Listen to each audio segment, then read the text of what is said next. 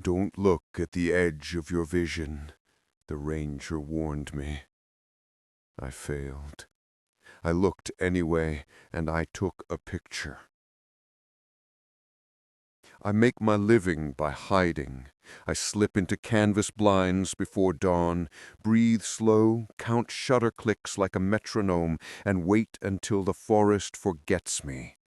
Weeks alone are normal.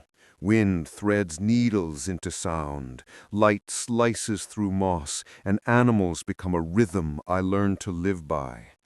Solitude once sharpened me. Now it feels like a trap. 3 months ago, I was deep in a national forest, so old the trunks felt like ruined columns. Douglas firs climbed into a permanent mist. I was there to photograph the cascade red fox, a rumor of flame and furtiveness. My days began at 2. I hiked until my legs memorized every hidden route, then sat until my body read like landscape. One evening, a male fox stepped into a sun-sliced clearing. I fired a dozen frames and felt that tiny electric triumph only hunters of light know. Back at camp, I reviewed the files. The fox was perfect. Then, in the upper right of every frame, a smudge appeared. A thin vertical streak of white. Out of focus, wrong.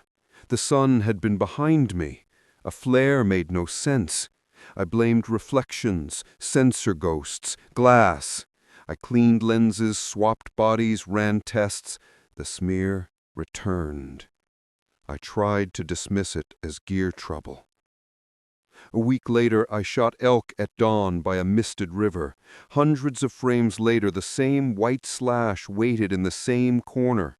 Different lens, different subject, same impossible mark. Frustration curdled into obsession.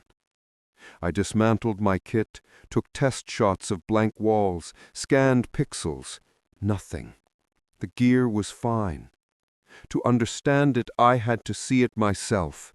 I returned to the fox clearing at the same hour, set the tripod in the same spot, and waited with my eye to the viewfinder. Hours passed. The forest breathed. Then that primitive hum of being watched crawled across my skin. I scanned the tree line. Nothing. Then, for less than a heartbeat, in the corner of my right eye, a shape resolved, tall, thin, wavering, the outline of a man upside down, hanging from a high branch, an impossible wrongness in the trees. I snapped my head to look. There was nothing, just bare branches against washed sky. Relief came and went. I drove to the ranger station because people anchor your sense of the world. 2 rangers sat in a small cabin. The older man listened, then said the name as if naming it changed its weight. The upside-down man. "You see him in the corner of your eye," he said.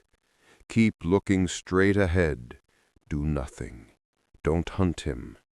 He shrugged, the motion carrying a warning. "Most who spend enough time out here have seen him. We don't test what happens if you make him a target." Hearing a name was a relief and a dare. I ignored the only sensible advice I'd been offered. Back in the trees, I stopped waiting for animals and began waiting for that prickle at my right. When it came, I kept my head fixed and aimed the lens to the edge of my sight. The white slash stopped being passive. It widened into a searing tear of overexposed light, sterile, bright, like a wound in the frame. Each shot seemed to feed it. Sleep shredded, meals blurred, memory cards filled with white. I printed frames and pinned them like evidence. The thing in the corner of the photos answered by flooding whatever saw it. Then the camera died. In a mossy canyon, I pressed the shutter and the LCD flashed one answer: absolute white. Rocks, sky, my boots, everything erased to blinding glare. The light had filled the mechanics. The camera refused to parse anything but sterile brightness. A sane person would have fled. I did not. Compulsion had burned caution from me.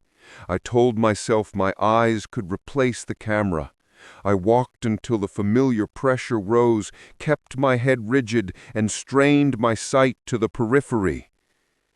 That's when the smear moved into me. At first it was a tiny float in the corner of my right eye. Each hunt thickened it. Pinprick to smear to blot. The blot spread like milk in dark tea, eating the margin of my vision. The part that notices sideways movement was being devoured. Then with terrible clarity I understood. It lives at the edge of perception. By weaponizing curiosity, I violated its law. It retaliated, stealing the instrument that saw it. It became a blind spot that fed. Panic is clumsy.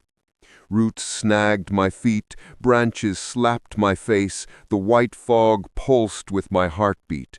I staggered to the truck, raw and bleeding, and drove until the trees blurred. A month passed. The milky patch remained. Ophthalmologists and a neurologist ran tests. Machines returned normal. Structurally, my eyes were fine. The verdict was stress, solitude. Their tools can't measure what eats the edge. I tried to sever the tie.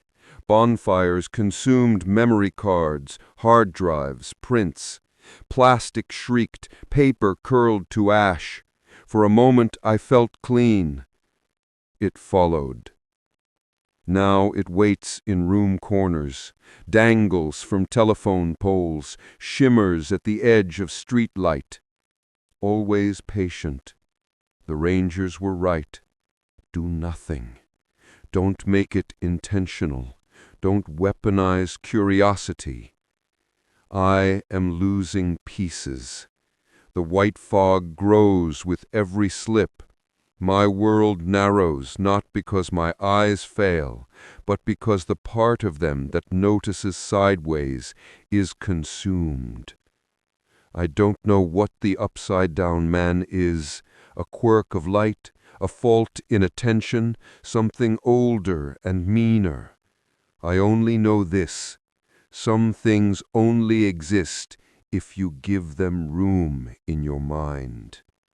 If you are ever alone in a deep, quiet place, and the back of your neck pricks, and a shape flickers at the edge of your vision, do not look. Keep your gaze straight ahead. Pretend you never saw it. Do not photograph it. Do not test the rule. Look away now.